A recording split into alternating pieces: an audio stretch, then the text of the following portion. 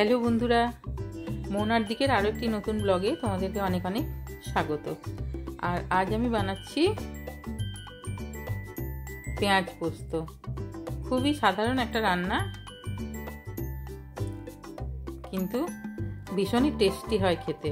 হ্যাঁ, আর নিরামিষের দিনে কিন্তু একটু আলাদা রকম স্বাদ আনে পেঁয়াজ পোস্তটা। আর আমরা যেহেতু নিরামিষের দিনেও পেঁয়াজ রসুনটা খাই, হ্যাঁ, শুধু আমিষটা খাই না, তো সেই জন্য পেঁয়াজ পোস্তটা করাই যায়। আর সব রকমের পোস্তই তো আমরা রান্না করি, যেমন আলু পোস্তটা তো সবসময়ই করি, আর শাকের পোস্ত, তারপরে সবজি দিয়েও একটা পোস্ত এই ধরনেরও বানানো হয়। তবে পেঁয়াজ পোস্তটা কিন্তু একটা আলাদা স্বাদ আনে মুখে। তো প্লিজ তোমরা দেখতে থাকো আমি কিভাবে বানাচ্ছি। প্রথমে আমি তেল গরম করে তারপরে পেঁয়াজগুলি দিয়ে দিচ্ছি। আর পেঁয়াজটা কিন্তু খুব খুব বেশি মিহি করে কুচোনো যাবে না, হ্যাঁ, একটু লম্বা করে তো কাটতে হবে। আর খুব বেশি মিহি করার দরকার নেই, যেহেতু এটা পোস্ত, একটু যাতে আস্ত থাকে সেটাও দেখতে হবে। পেঁয়াজটা আস্ত না থাকলে একেবারে গলে গেলে কিন্তু পোস্তটা ঠিক দেখতেও ভালো লাগবে না আর খেতেও ভালো লাগবে না। তো তারপরে এই যে দেখো, পেঁয়াজটা একটু নেড়ে চেড়ে আমি আন্দাজ মতো এর মধ্যে নুন হলুদ গুঁড়ো দিয়ে দিচ্ছি। হলুদটা অপশনাল, কেউ হলুদ নাও দিতে পারে।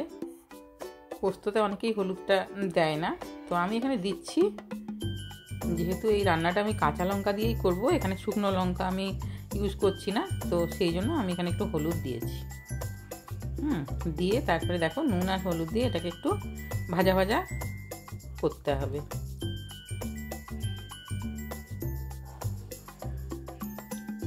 আর ভিডিওতে প্লিজ তোমরা একটা লাইক দিয়ে দিও। লাইক কমেন্ট না হলে ভিডিও বানানোর ইচ্ছেটা কিন্তু চলে যায়। হ্যাঁ, এটা আমি তোমাদেরকে অনেকবারই বলেছি, তো প্লিজ তোমরা একটা লাইক দিয়ে তারপরে ভিডিওটা দেখো, কিংবা ভিডিওটা দেখার পর একটা লাইক দিও আর কমেন্ট করো। তো এটা একটা খুবই সিম্পল রান্না, কিন্তু ভীষণই টেস্টি একটা রান্না। সবসময় একই রকম রান্না খেতে খেতে যখন মুখের স্বাদটা ভালো লাগে না, তখন কিন্তু এই পেঁয়াজ পোস্তটা মুখে একটা স্বাদ নিয়ে আসে। তো এবারে আমি দিয়ে দিচ্ছি টমেটো কুচিটা দিলে কি হয়, একটু বেশ টক টক ভাবটা আসে। ওতে পোস্তর স্বাদটা অনেক বেড়ে যায়।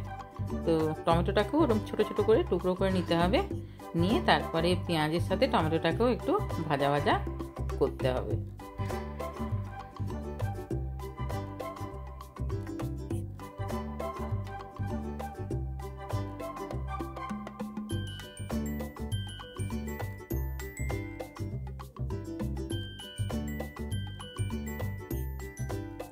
টমেটোর কাঁচা গন্ধ যতক্ষণ না চলে যায় ততক্ষণ পর্যন্ত টমেটোটাকে পেঁয়াজের সাথে ভেজে নিতে হবে। তারপরে আমি এখানে দিয়ে দিচ্ছি পোস্ত বাটা। আর পোস্তটা আমি লঙ্কা ছাড়াই বেটেছি, এখানে লঙ্কাটা কিন্তু দিইনি। এমনিতে তোমরা শুকনো লঙ্কা বেটে দিতে পারো, তো এখানে আমি দিইনি, এখানে আমি শুধু পোস্তটাই বেটেছি। তো দিয়ে পোস্তটা দিয়ে একটুখানি আমি কষিয়ে নেব। হ্যাঁ, এবারে আমি যেমন আমার মাকে দেখেছি পোস্তটা কষায় না, পোস্তটা কিন্তু কাঁচা দিয়ে তারপর নামিয়ে দেয়, কিন্তু আমার আবার পোস্তটা একটু কষিয়ে নিলেই ওটা ভালো লাগে আর কি। হ্যাঁ, তো এইভাবে পোস্তটাকে একটুখানি পেঁয়াজের সাথে কষিয়ে নিতে হবে। তারপরে একটু বেশ পোস্তর একটা সুন্দর একটা গন্ধ উঠবে ভাজা ভাজা। হ্যাঁ, ওই গন্ধটা উঠলেই আমার ভালো লাগে বেশি। আর অনেকেই আছে যারা পেঁয়াজটাকে ভেজে তারপর পোস্তটা দিয়ে নামিয়ে দেয়, যেমন আমার মাও ওইভাবেই বানায়। তো আমার ওটা ভালো লাগে না বলবো না, ভালো লাগে, কিন্তু এটা আরও মনে হয় আরও বেশি টেস্টি হয়। হ্যাঁ, তো এই যে দেখো, এটা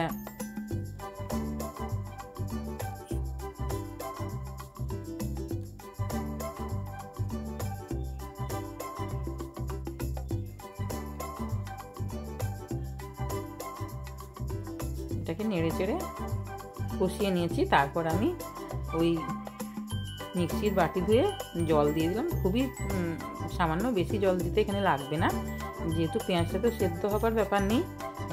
তো সেই জন্য পেঁয়াজটা তো ভাজতে ভাজতেই সেদ্ধ হয়ে গেছে। আর তারপর দিয়ে দিলাম একটু চিনি।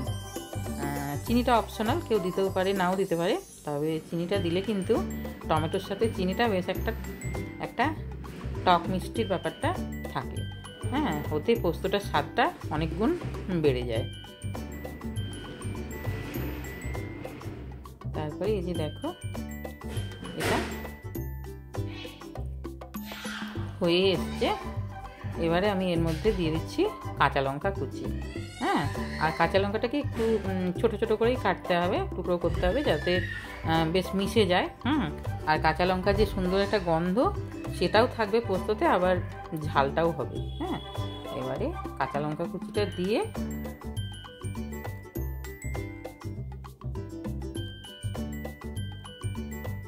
ওই 1 মিনিট মতো রান্না করে নিলে লো আঁচে, তাহলেই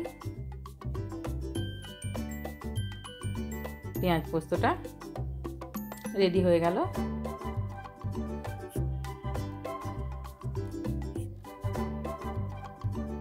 আর কেউ একটু একটু ঝোল ঝোল রাখতেও পারে, কিন্তু আমি এখানে একটু এটাকে শুকনো শুকনো মতো করেছি।